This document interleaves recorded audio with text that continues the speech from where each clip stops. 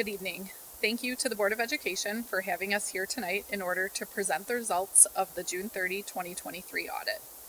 Before we provide an overview of the financial results, I wanted to discuss the deliverables that you should have received related to the audit.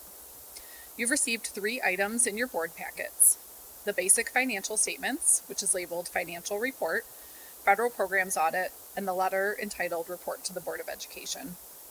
As it relates to the first deliverable, the financial report, all districts in the state of Michigan are required to have an audit conducted annually on their financial statements.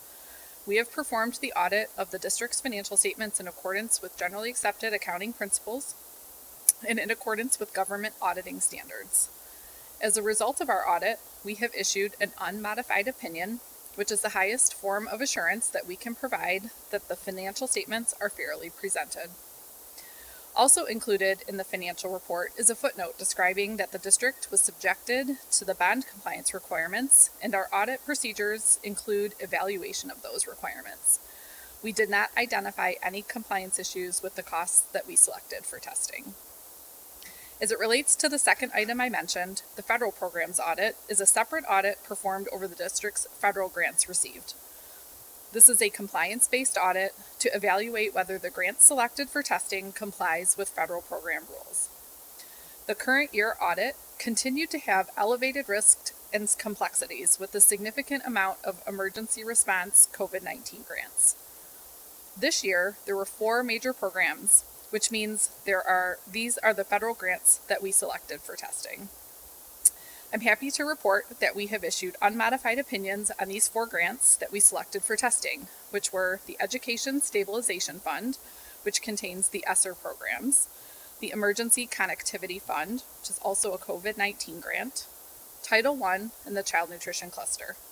There were no findings or question costs complying with the federal requirements, which is an outstanding accomplishment, particularly with the high level of testing in the current year.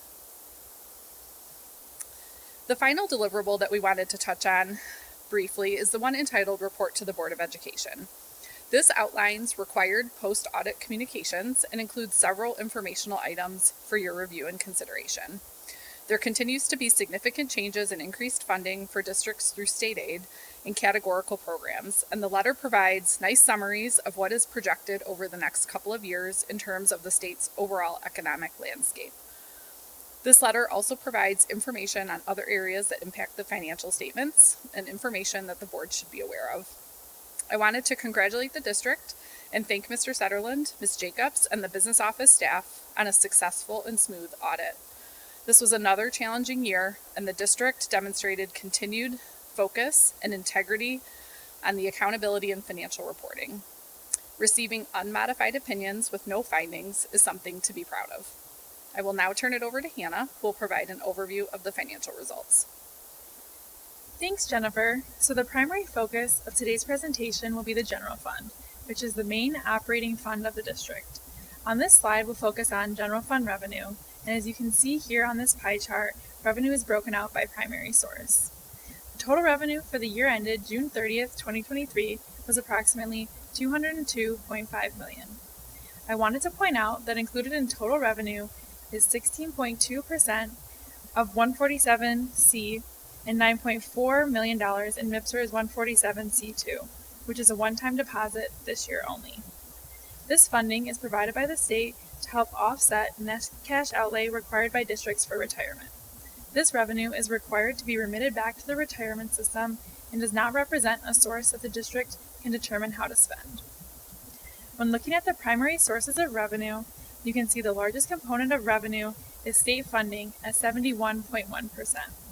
This is primarily made up of the foundation allowance, followed by the grouping shown as state, local, and interdistrict revenue sources at 16.5%, which is primarily restricted categorical revenue. The next largest category is property taxes at 7.5%. We'll cover all of these revenue categories in more detail on the next slides. This slide presents general fund revenue for the years ended June 30th, 2023, which you can see on the left, compared to June 30th, 2022 on the right. General fund revenue increased approximately $22 million in the current year, up to $202 million from $180 million in the prior year. Looking at the graphs, you can see that the largest portion on the pie chart is blue, which is made up of the state foundation allowance, which remained fairly consistent with the prior year. The property tax category, shown in orange, increased from 1.4% in 2022 to 7.5% in 2023. This increase was a result of the establishment of the Student Intervention Fund in 2022, where a large portion of the property tax revenues were recorded. The Student Intervention Fund is part of the Cooperative Activities Fund, which is not shown on this graph. This year, 100% of property taxes were now recorded back into the general fund. Creation of the Intervention Fund, as mentioned, received the enhancement millage in the prior year, which is now reflected in the general fund.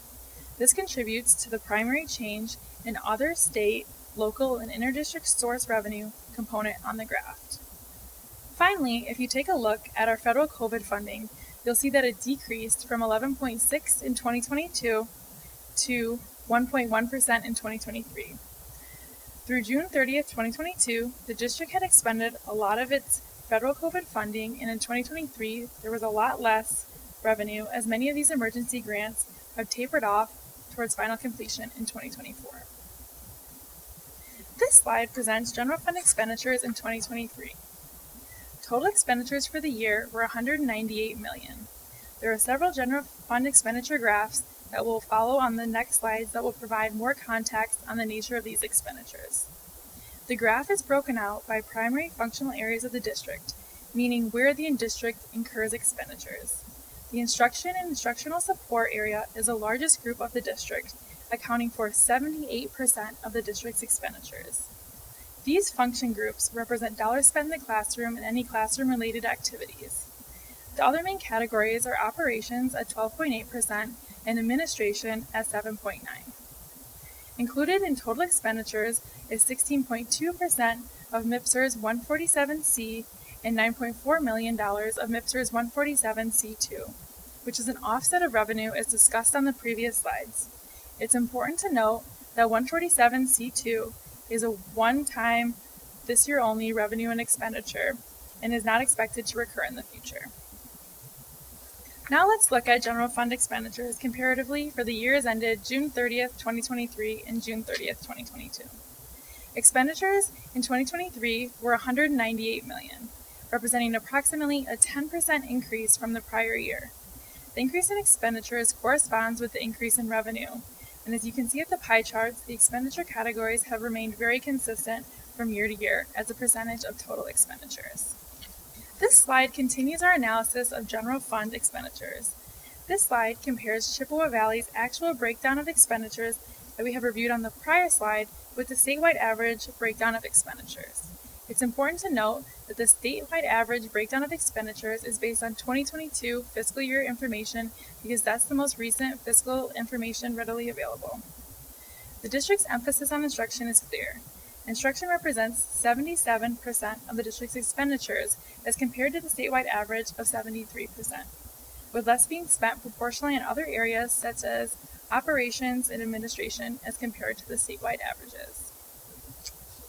This next slide, we'll take a look at the general fund expenditures with the actual 2023 general fund expenditures on the left side compared to the expenditure amounts based on the statewide average percentages on the right side. Chippewa's commitment to instruction resulted in expenditures of $154 million in 2023. If the district operations were following the statewide averages, the district would have spent $146 million on instruction. This is an $8 million difference. This just goes to show the level of additional resources being allocated into the classrooms. Similarly, the district efficiency in operations enables them to spend a smaller percentage on administration, transportation, and maintenance. Administration and business services accounted for $15.6 million in 2023 compared to $19.4 million the district would have spent on administration if they were following the statewide averages. Transportation, operations, and maintenance costs are higher in those more similar to the statewide average by $3 million. Now I'm going to shoot it back to Jennifer. The next graph summarizes the results of the year. At the top, we start with the beginning fund balance as of July 1st, 2022, which was almost $33 million. For the 2023 fiscal year, the district's result was in excess of revenue over expenditures by about $3.9 million, meaning there was an addition to fund balance. This brings the ending fund balance as of June 30, 2023 to be $36.9 million. One metric that is a best practice when evaluating the level of fund balance is to examine it in comparison to expenditures. For 2023, this ratio was 18.53%, and 2022 was 18.36%. Earlier in the presentation, it was noted that expenditures were approximately $19 million higher than prior year, but when putting it into this perspective of this ratio compared to fund balance, year over year, it is quite consistent.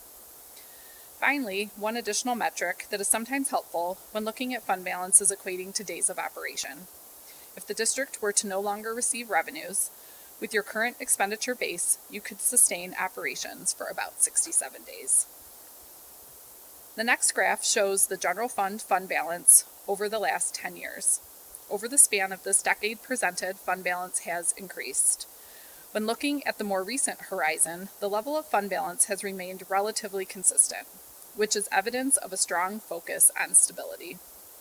In the last 3 years, there has been an increase in the level of state funding, which has contributed to the increases in fund balance as well.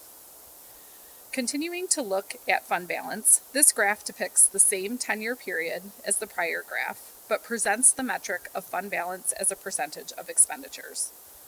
When looking at it in this perspective, there is clearly a picture of stability and consistency, remaining within 1% within the most recent 7 years. The final graph provides an illustration of fund balance for Chippewa comparatively to the other Macomb County districts as well as the statewide average.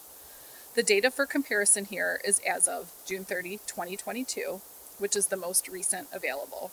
The graph shows that Chippewa's fund balance as a percentage is in a similar range as most of the other districts in the county. At this time, we welcome questions from the Board of Education, and thank you for your time.